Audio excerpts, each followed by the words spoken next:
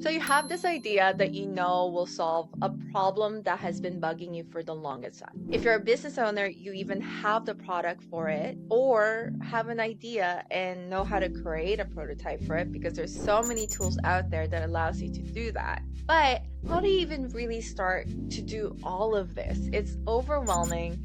There's so many ways to start. Like, where do you even begin in the first place?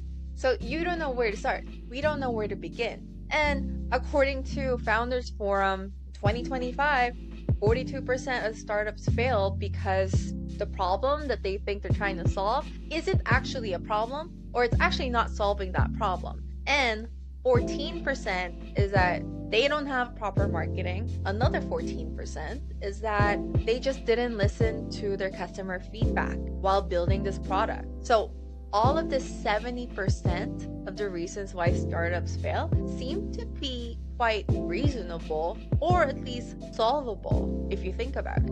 And the way to do that is just you have to have access to people and make sure that you're actually solving a problem that you're trying to create the product for, right? First off, let's just assume a couple of things here.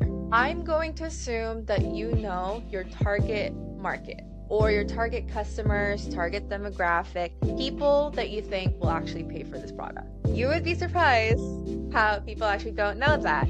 But let's assume that for this time you do. Also, for this time, we can say that you might even have a prototype. You don't need to build a sophisticated solution right at the moment that scales for thousands and millions of users. You just need to build one to make sure that it actually works. Let's just assume those two things you've already done. So we have a way to kind of say, okay, if those are done, then where do we go? But before we talk more about it, my name is Paola. I'm a fractional product manager and a digital transformation consultant.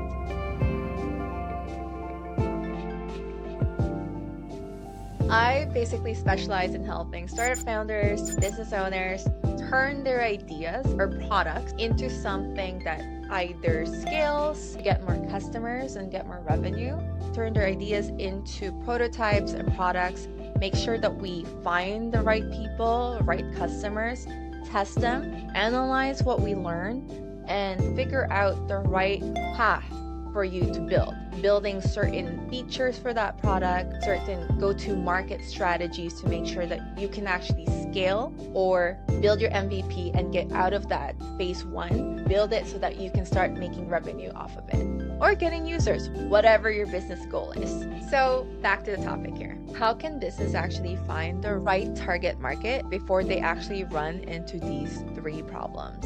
There is this new movement called Build in Public. This is not popular for a lot of people, and I totally understand why, especially with how social media has become a lot more pervasive in 2010s, that you have to think about how brands and businesses think about launching products nowadays. What they do is they actually build the audience first before they launch something. What that means for you is you would show them the behind the scenes of what you're building, what your struggles are, and how you're overcoming them. And you're already interacting with the potential customer that would eventually pay for your products. You're talking to them with the problems, the top 5 solutions that's currently in the market that's not your product as well. You're essentially building this relationship with them before you're even ready to sell or hit the market. Now let's get into an example of this, right? This is Elle. She was really frustrated with the lack of good matcha places in Dublin. And the first thing she did was to go to TikTok and basically rant to people, just people. And TikTok, I will talk in later videos, is one of the best platforms when it comes to talking to people. And basically, she just said there's no good matcha places in Dublin. I would love for it to have some more matcha places. And she starts getting comments saying, yeah, I wish there was more too. So there you can see that there's already a validation in the market that, yeah, there is a problem. The magic that happened there is she found her audience without even really thinking about building a business or a product herself. And because she was able to start with a problem and not even think about selling a product, it actually became a lot more organic. And she was able to find solutions and share that with her audience. She was able to go to Japan, figure out all these different farms that she might potentially source matcha from. She was able to learn things about matcha and share that with her audience. For example, she found out why OG matcha is better than others. This sort of BTS or behind the scenes narrative kind of touched a couple of psychological insights.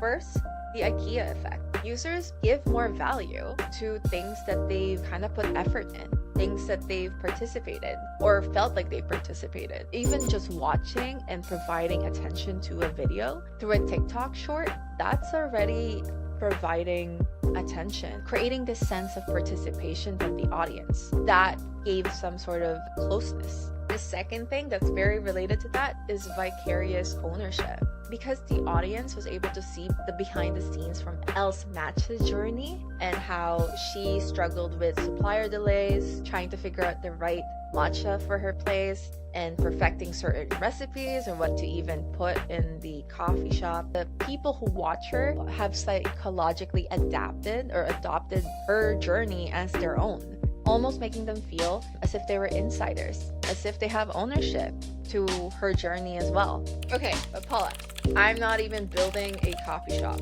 What are you talking about? You know what? That is true. You are probably not. But the whole point of this is we take the fundamental approach and apply it to whatever you're building. If you're building a software or a digital app, for example, you're probably building that because of a reason. There's a story behind it. There's a problem that you're trying to solve because now you built the solution for it. So with that, you talk about the problem you're trying to solve. She talked about not having good matcha in Dublin. Talk about it's been really tough to track my sleep. How do I track my sleep? Because I hate having wearables. Also, if you have a prototype, you can even show a glimpse of it because people are visual. And if you are willing to show them that, having that feedback is so crucial for you to be able to know what's working and what's not and iterating on that same prototype that you have. And at this point, you're actually having your own beta test before officially creating your own beta test. And also, now you've essentially created a waiting list for yourself. Don't worry, I hear a lot of you. There's a lot of blockers around this. For example, I don't want someone stealing my IP. I don't want someone stealing my idea. I'm already building the product. There's already so much things to do. Having to talk to people is already adding a lot more work to something I'm already doing too much of. Or one of my favorites and something that I totally understand you if you have this problem is I don't want to show my face. The camera makes me feel awkward. It's so fake, and I get you. But these are all blockers that can be solved or provided a different perspective for. So let's kind of break them down. So for example, I don't want people stealing my ideas.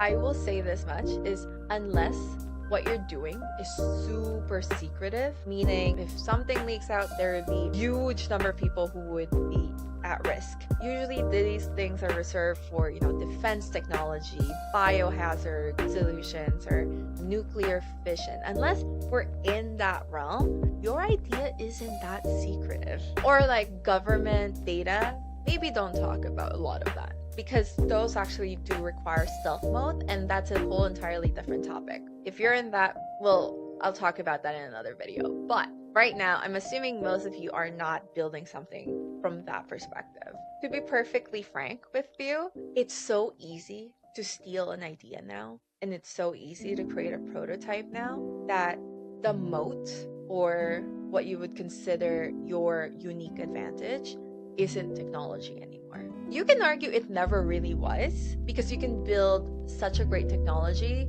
but people might not adapt it, and a lot of people fall into that trap.